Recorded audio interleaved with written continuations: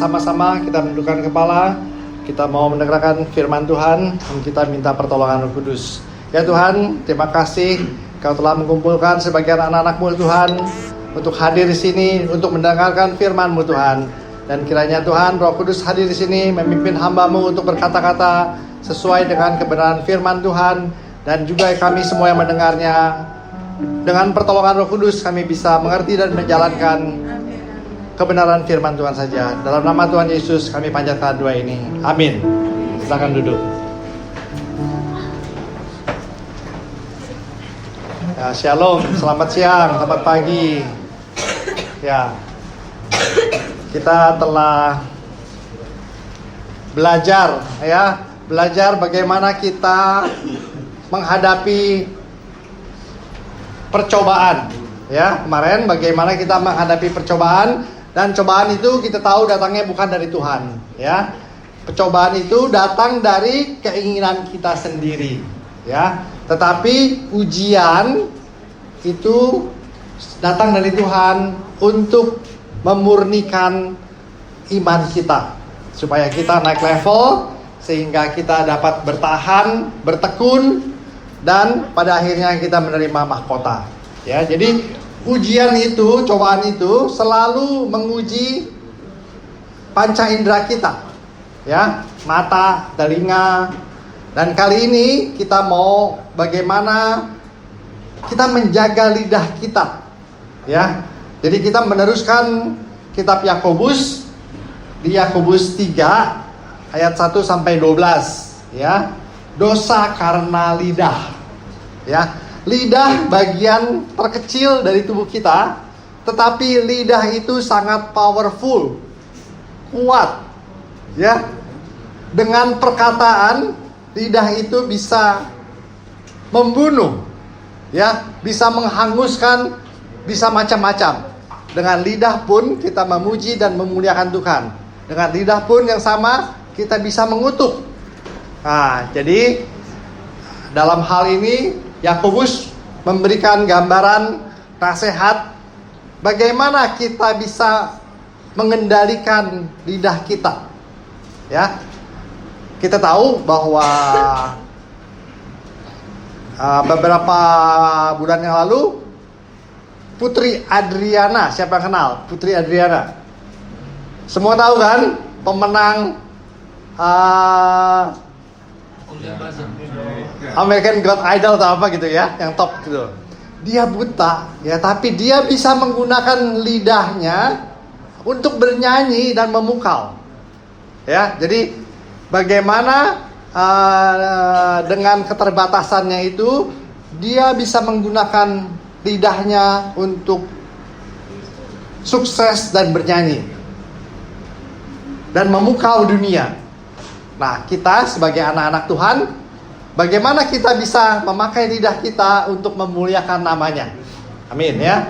Jadi kadang-kadang kita berdoa, kiranya tindakan ini selalu dalam nama Tuhan.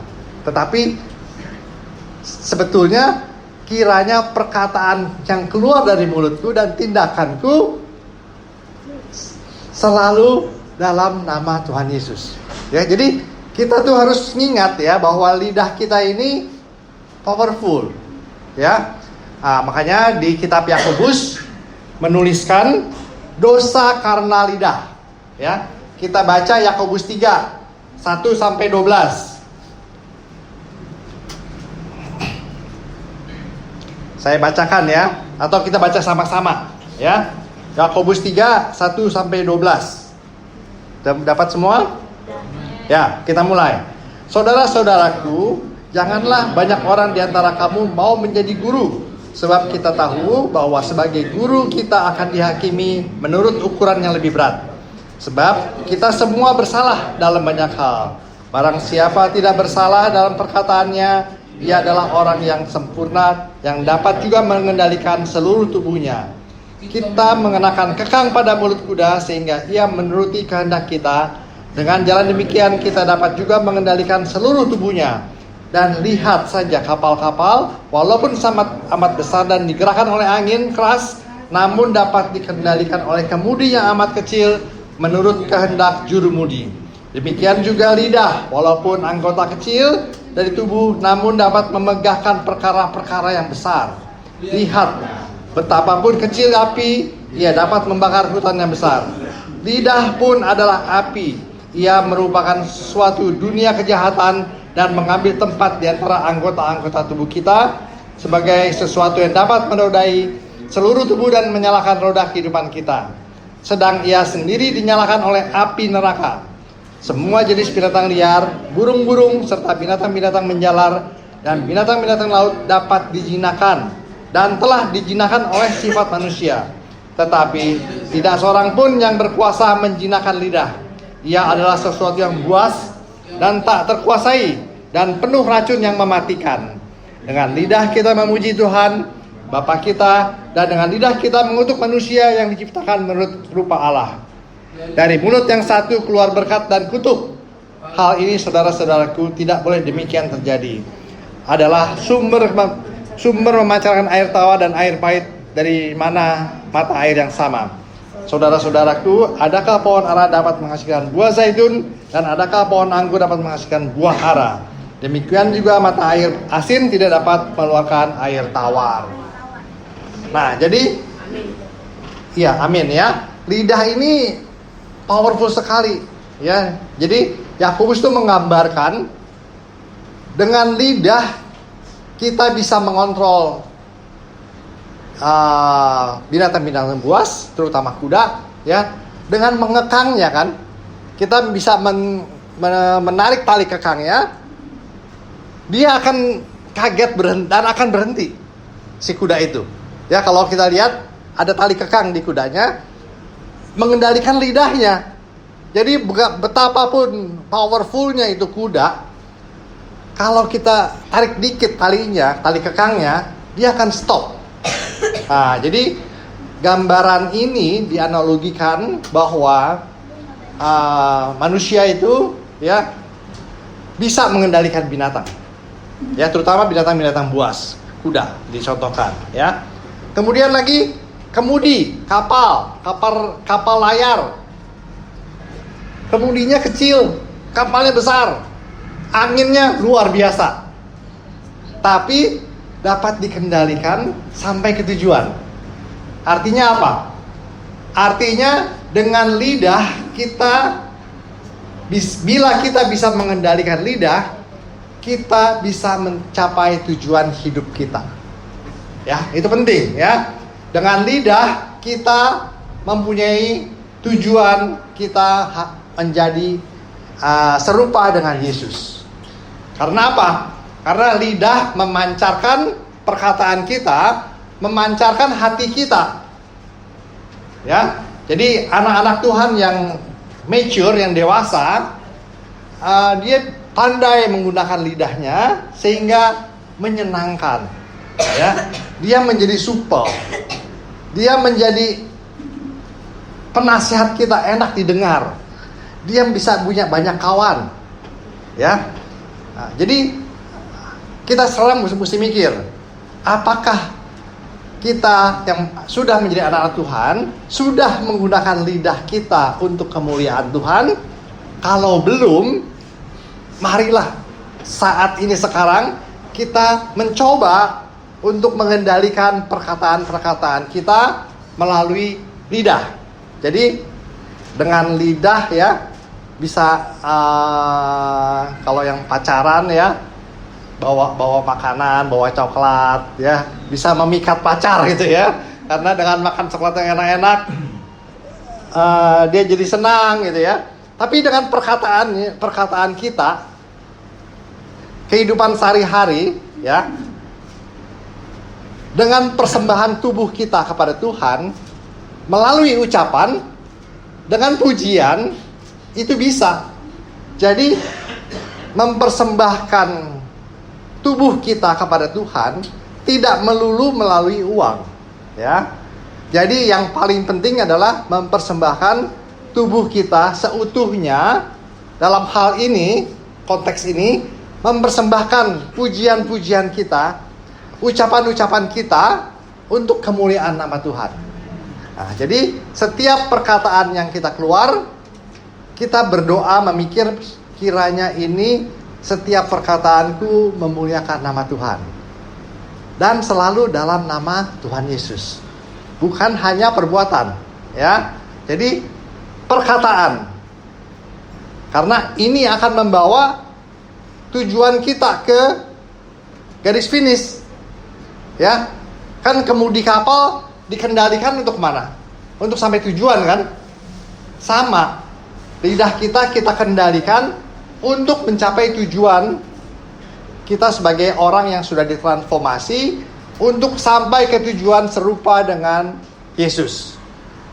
Nah, di sini jelas Yakobus banyak menuliskan tentang karakter, ya, karakter orang yang sudah ditransformasi, karakter orang yang sudah dalam Tuhan, gitu, ya. Nah, ada dari kitab Pengkhotbah 10:12 sampai 13 katanya, ya. Pengkhotbah 10:12 sampai 13. Kita bacakan. Pengkhotbah 10:12 sampai 13. Perkataan mulut yang berhikmat menarik. Ya, perkataan mulut yang berhikmat menarik. Jadi orang yang berhikmat selalu kata-katanya menarik. Karena ya disebut, tetapi bibir orang bodoh menelan orang itu sendiri.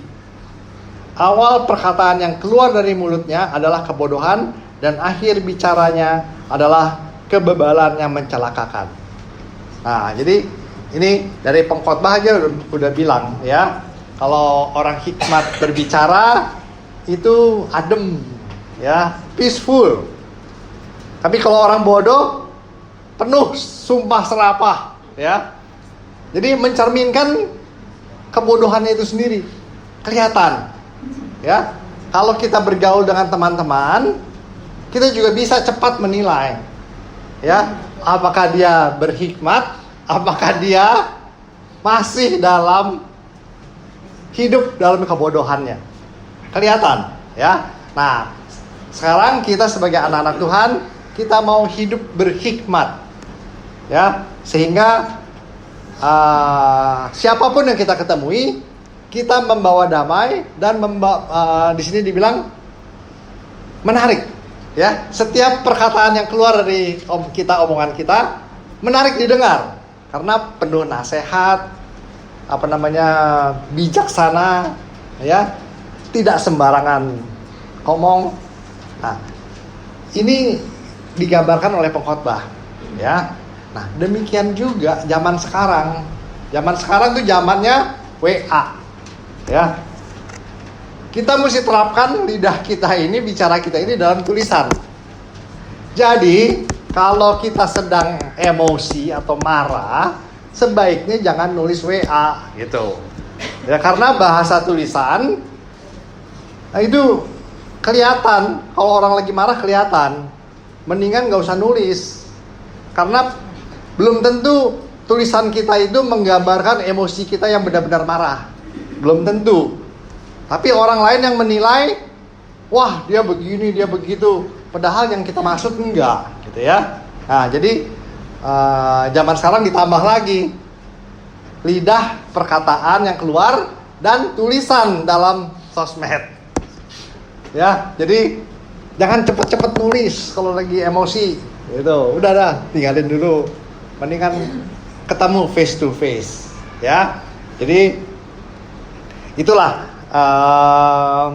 bagaimana pengkhotbah menggambarkan orang yang berhikmat dan orang yang bodoh, ya. Nah, jadi lidah itu menggambarkan hati, ya. Jadi sumbernya sebetulnya hati yang cemburu, ya, hati yang belum beres dengan Tuhan sehingga tercemin dari ucapan-ucapannya. Nah, karena itu ya kita harus berdoa, ya. Nah, di Yakobus 3 ayat 16-17 itu dijelaskan sumbernya tuh. Sebab di mana ada iri hati dan mementingkan diri sendiri, di situ ada kekacauan dan segala macam perbuatan jahat. Ya, jadi ada iri hati, mementingkan diri sendiri, ada kekacauan dan segala macam perbuatan jahat. Tetapi hikmat yang dari atas adalah pertama-tama murni, selanjutnya pendamai, peramah, penurut, penuh belas kasihan dan buah-buah yang baik, tidak memihak dan tidak munafik. Ya, jadi kelanjutannya itu tuh. Jadi nasihat dari Yakobus, kitab Yakobus, bahwa sumbernya itu sebetulnya dari hati. Ya, jadi makanya kita mesti hati-hati. Ya, jadi jangan kita cepat emosi sehingga dengan lidah kita jadi berdosa. Ya, karena di sini di dalam kitab Yakobus judulnya itu dosa karena lidah. Ya, jadi dosa karena perkataan. Jadi bukan hanya melalui perbuatan. Pernah nggak kita disakiti sama temen? Pernah. Ya, kita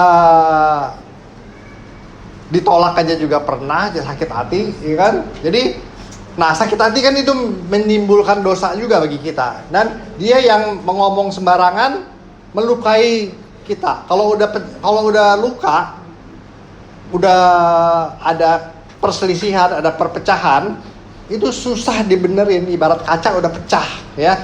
Jadi bagaimanapun kita ingat, aduh sakit tuh di sini gitu ya. Jadi pernah sakit gitu. Tapi ya sebagai anak Tuhan kita harus mengampuni. Tetapi bagi yang bicara, mana dia sadar? Dia nggak sadar, dia udah melepaskan api, ya, udah melepaskan hati, udah membakar kita. Apalagi gosip, sama. Ya, gosip itu ibarat api. Dari kecil, coba aja waktu kalau film kita bisikin, jadi perlombaan nih ya. Kita bisikin ada 12 orang. Kita bisikin maksud kita ini apa? Sampai ke 12 pasti beda. Ya kan? Bisikin sama lakukan gayanya beda. Jadi kalau ibaratnya tuh gosip sampai ke ujung itu udah beda. Ya, udah beda dan jauh dari sebenarnya, apa yang sebenarnya. Nah, dan itu akan menyebar ibarat api. Si A begini, si A begitu, makin jauh makin besar apa ceritanya. Ya, apinya makin besar artinya. Apalagi yang disampaikan juga sentimen sama yang ini, yang ngomong. Ditambahin lagi, pasti itu. Nah, jadi dengan lidah itu ada sisi yang positif, ya. Nah, sisi yang positifnya itu kita menjaga agar kita sampai ke tujuan. Jadi dengan lidah kita menuju kepada tujuan yang sebenarnya, garis finishnya. Ya, dengan menjaga lidah kita akan sampai di tujuan. Ya, sama dengan kemudi kapal. Dengan mengendalikan kapal, si nakoda itu sampai ke tujuan akan berlabuh di sana. Kalau kita tidak bisa mengendalikan lidah, kita tidak sampai ke tujuan. Kita akan merusak semuanya. Kita akan terbiasa kepada perkataan-perkataan kotor. Ya, kalau udah terbiasa itu istilahnya apa? Hanyut. Ya nggak sadar. Kalau namanya pencobaan itu kan kita tuh terseret. Ya, terseret. Sama. Jadi kebiasaan-kebiasaan itu menyeret kita kepada dosa. Ya, kalau kita terbiasa mengucapkan kata-kata kotor, kita terbiasa dikit-dikit anjing lu, apa lu, apa lu, macam-macam. Ya, jadi nggak boleh itu dibiasakan. Karena kalau udah kebiasaan, udah nggak sadar lagi. Terus latah lagi. Yang latah itu penyakit atau apa ya? Gak tahu dah tuh ya. Pokoknya jangan dibiasain dah gitu ya. Kita harus menjaga lidah kita. Jadi yang positif itu kita mengontrol lidah kita untuk mencapai tujuan kita. Yang negatifnya ini juga banyak ya, yang tadi disebutkan. Nah, tadi di Kolose 3 ayat 17 ya. Jadi yang saya katakan bahwa bukan dengan perbuatan saja kita berdoa dalam nama Yesus, ya. Di Kolose 3 ayat 17 dikatakan, dan segala sesuatu yang kamu lakukan dengan perkataan, ya, dengan perkataan disebutin, dengan atau perbuatan, lakukanlah semua itu dalam nama Tuhan Yesus, sambil mengucap syukur oleh Dia kepada Allah Bapa kita. Ya, jadi selalu perkataan atau perbuatan, karena sama efeknya. Lidah pun bisa berbuat dosa. Ya, dengan lidah kita mengaku percaya. Ya, harus ada pengakuan percaya dengan ucapan kita menerima Tuhan Yesus Kristus sebagai Tuhan dan Juru Selamat kita. Ya, dengan lidah kita bisa memuji Tuhan, tapi dengan lidah kita bisa mengutuk manusia, yang mana ciptaan Tuhan juga. Nah, karena itu kita berdoa bahwa setiap perkataan atau perbuatan kita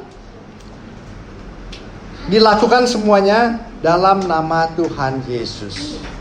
Ya, jadi kita sekarang mesti lebih hati-hati, ya, bukan hanya tindakan-tindakan kita yang bisa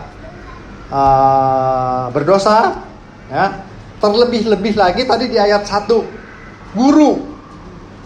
Ya, guru itu hukumannya lebih berat, timbangannya lebih berat dibandingin dengan jemaat atau ini. Karena apa? Karena guru itu yang menyesatkan kalau dia salah.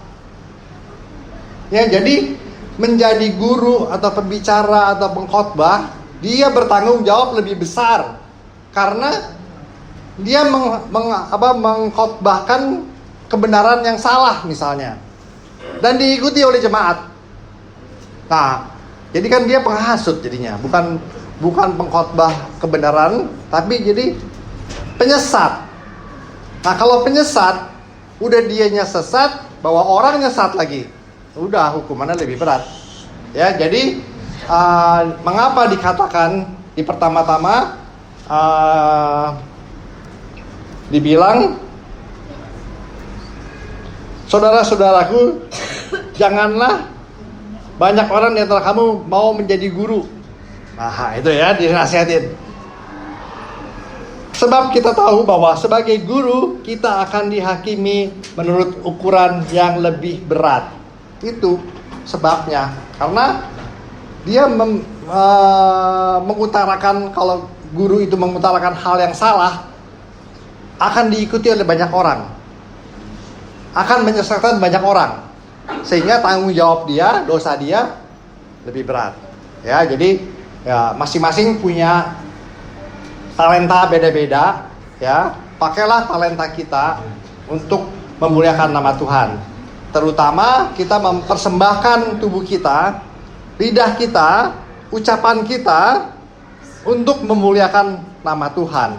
Ya, dengan puji-pujian. Tadi nyanyinya seru banget ya. Wow, musiknya kayak dangdut juga gitu ya. Kayak kasidah gitu. Asik juga gitu kan. Ya, jadi dengan memuliakan nama Tuhan itu kita happy sama-sama gitu. Ya, muka-mukanya cerah, nyanyiannya enak, semuanya happy memuliakan nama Tuhan, ya, gitu. Nah, jadi di ayat 2 disebutkan, sebab kita semua bersalah dalam banyak hal. Ya, Yakobus juga mengatakan kita nih. Ya, Yakobus juga termasuk yang menulis ini termasuk.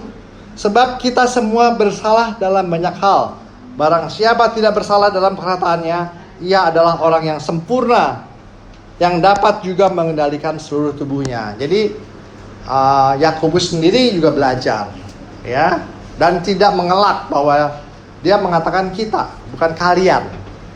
Ya, jadi kita semua minta pertolongan Tuhan untuk dapat dibantu mengendalikan lidah kita, supaya setiap ucapan yang kita keluarkan dari lidah kita menyenangkan dan membawa hikmat dan membawa damai, ya. Tidak menyebarkan gosip, tidak menyebarkan berita bohong, ya.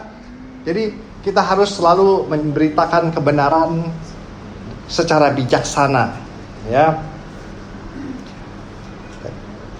Tadi kita udah lihat, ya, walaupun di bidang lidah tuh anggota kecil dari tubuh, namun dapat memegahkan perkara-perkara besar. Lihatlah betapa kecilnya api, ia dapat membakar hutan yang besar.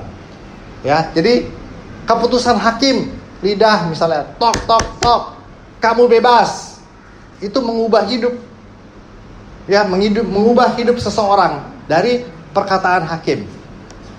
Jadi setiap perkataan itu benar, emang bisa mengubah hidup. Jadi kalau kita menjaga lidah kita, itu akan mengubah hidup kita, membawa kita kepada tujuan yang indah. Ya, karena itu kita semua di sini sekarang wajib memikirkan perkataan yang keluar dari kita. Tidak sembarangan ngomong. Jadi sebelum kita ngomong, lebih baik kita berpikir dulu, gitu, ya, berhikmat dulu, apakah ini menyakitkan orang atau enggak. Kalau menyakitkan, bagaimana wise-nya, gitu ya, kapan waktunya kita berbicara. Jadi timing juga perlu, ya. Kadang-kadang timingnya nggak pas, kita nggak perlu bicara, ya. Jadi istilahnya jangan terlalu cepat berbicara, tetapi banyak mendengar, ya.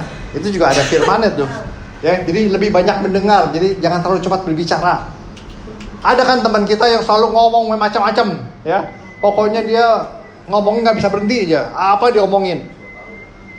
So tahu, terus ya pokoknya rame sih rame, tapi kadang-kadang perkataannya tidak berhikmat jadinya, karena banyak jadi bual-bualan yang aneh-aneh gitu. Nah, karena itu kita harus mengendalikan lidah kita, ya. Bagaimana kita di sini kan dibilang kita tuh kepada binatang-binatang kita bisa mengendalikan. Tetapi lidah manusia siapa yang mengendalikan? Nggak bisa, ya. Kita harus minta pertolongan Roh Kudus. Ya, nggak bisa teorinya kita dipasangin tali pengakang atau apa, nggak bisa. Dibilang di sini nggak bisa. Tidak seorang pun yang berkuasa menjinakkan lidah. Ia adalah sesuatu yang buas dan tak terkuasai dan penuh racun yang mematikan. Ya, jadi bagaimana caranya? Tetap kita harus minta pertolongan Tuhan, ya.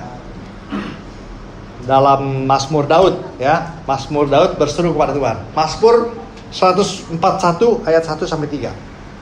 Kita baca. Mazmur 141 ayat 1 sampai 3.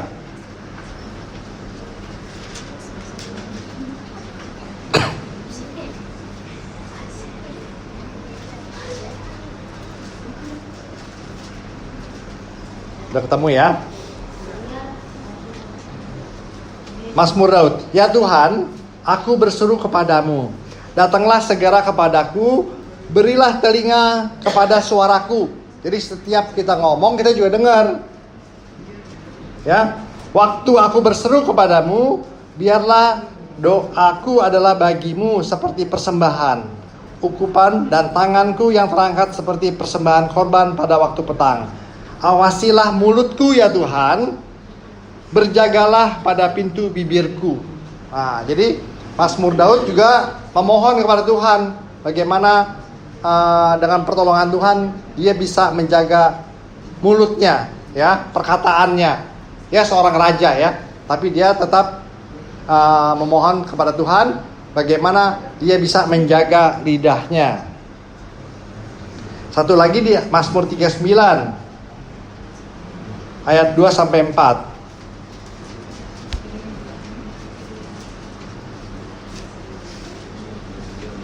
Mazmur 39 ayat 2 sampai 4. Saya bacakan ya. Pikirku, aku hendak menjaga diri supaya jangan aku berdosa dengan lidahku. Aku hendak menahan mulutku dengan kekang selama orang fasik masih ada di depanku. Aku keluh, aku diam, aku membisu, aku jauh dari hal yang baik. Tetapi perkataanku makin berat, hatiku bergolak dalam diriku. Menyala seperti api ketika aku berkeluh kesah, aku berbicara dengan lidahku.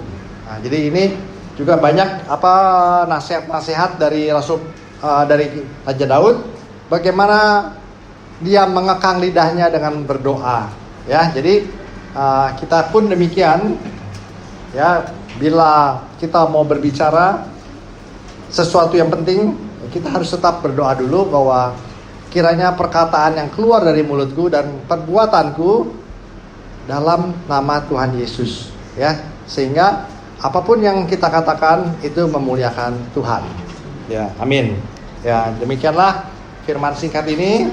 Ya, banyak sih rumusan-rumusan menjaga lidah, tapi yang terpenting memang kalau orang Kristen ya dengan pertolongan Roh Kudus, ya, bahwa kita nggak boleh nggak boleh langsung cepat bicara, ya, harus dipikir dulu. Ya, itu teori dah, ya. Tapi kita tetap berdoa bagaimana kita minta pertolongan Roh Kudus sehingga apa yang keluar dari mulut kita adalah yang berhikmat, sehingga setiap perkataan kita menarik dan membawa damai dan damai sejahtera. Amin. Mari kita berdoa. Ya Tuhan, terima kasih Tuhan. Kami mendengar firman-Mu Tuhan, bagaimana kami menengahkan lidah kami, karena dengan lidah pun kami bisa berdosa. Kiranya Roh Kudus membantu kami berkata-kata, sehingga kata-kata yang keluar dari bibir kami adalah kata-kata yang penuh hikmat dan damai sejahtera dan memuliakan nama-Mu Tuhan. Tuhan, pimpin semua jemaat-Mu di sini untuk mulai berkata-kata dengan penuh belas kasihan, dengan penuh hikmat, sehingga dengan perkataan kami bisa menyerupai Engkau Tuhan sampai pada garis finish, mencapai tujuan serupa dengan Engkau. Amin. Dalam nama Tuhan Yesus. Ada.